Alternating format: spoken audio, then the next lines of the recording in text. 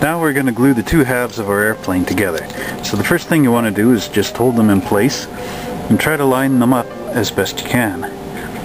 Following this, dip your paintbrush into the glue and run it right across the seam. Since the glue is liquid, it will run down in between the two and hold it together. Now you want to check from every possible angle to make sure that each of the body sections are flush with each other. And then what we'll do is, instead of going across the top here, because you got all these complicated curves, we'll just try to reach in from up underneath. So pinch it together and go in through the cowling hole in the front. And then we'll just slip this into place, making sure it's nice and level at the top. And then we got to just go down in there. We'll switch brushes when we do the rudder. For the smaller one, I'll just pry it apart and get some glue in there and squish it together. Again, making sure that we're square. So there's the fuselage glued together. Now here's our bottom wing from yesterday that we put the filler in, and if you notice on it, you've got the wing formers here that are like ribs sticking up. Now if we were to sand that right now as is, we would hit these ribs and sand them right off. So what we're going to do is use this masking tape and peel off a piece, and we're going to put it right over top of that rib, and another piece on the other side for this rib.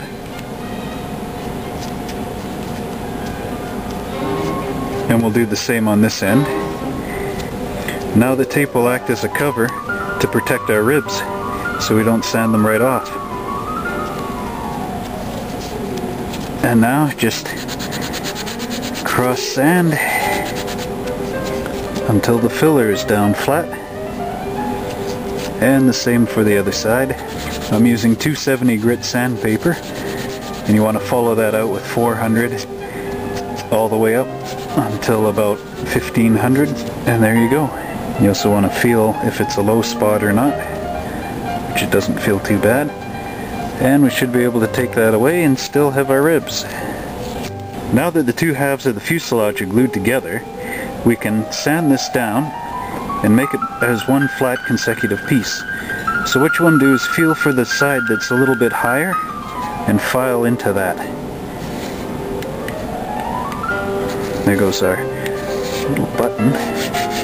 Try to keep your file flat as much as possible so that you don't round this edge or that edge. Now you can see that that gap's starting to disappear and this looks like one piece. And you can tell where the low spots are because it's still shiny from the glue. And keep going until they disappear, or you can use the filler again and fill it in the hole. There it is. I'll continue going around the plane and get back right away. Now you may have noticed that when I glued the fuselage together, I forgot one important part. Muntenescu's seat. So there's an easy fix. Luckily, the cone here is big enough to fit some tweezers down. So we'll just grab the seat, and remember that the plane is tapered this way, so you want these angles to be pointing toward the back. And you just slide that in and sit it right there inside the cockpit. And then we'll just take our glue brush and go right in there onto those rests. Now our next step will be to glue the wing, the bottom wing, onto the bottom of the aircraft. And we've got this nice notch that's tapered, shaped to the form of the wing.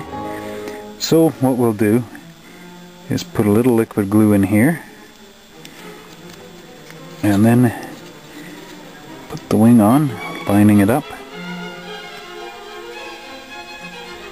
against that back edge. We'll just move it into the front.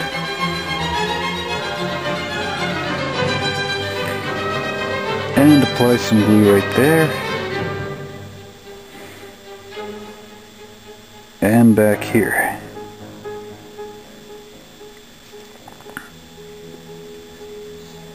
And just check for alignment.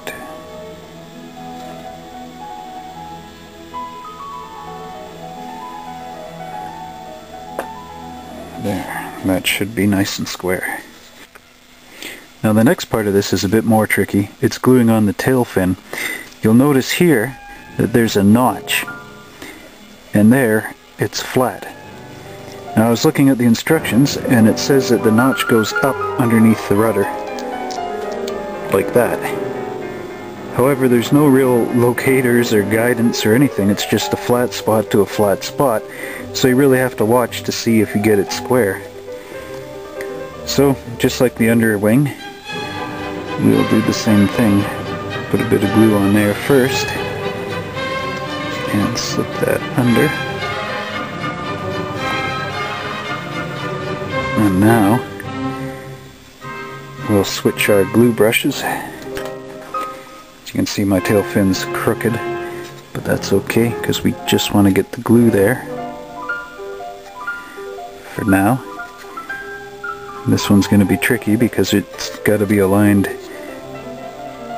in a few directions. First thing, we want to square that up to the back.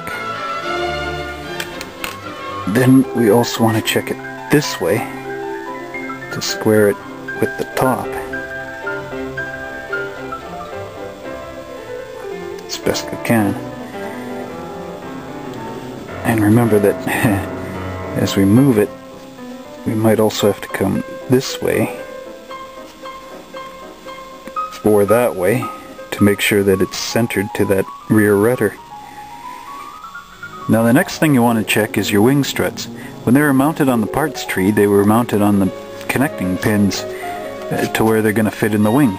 So what you want to do is make sure that you've got those filed off flat to begin with, so that they'll go in that hole properly.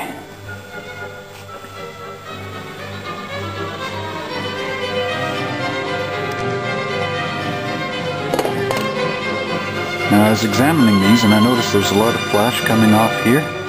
It's actually reshaped the top portion of that pin. So what you want to do is you want to carefully carve it into the right shape. Now with that being done, you want to make sure that those pins are going to fit into the wing perfectly. So on the top wing, they're nice and tight right from strut to wing. However, the bottom part is a different story.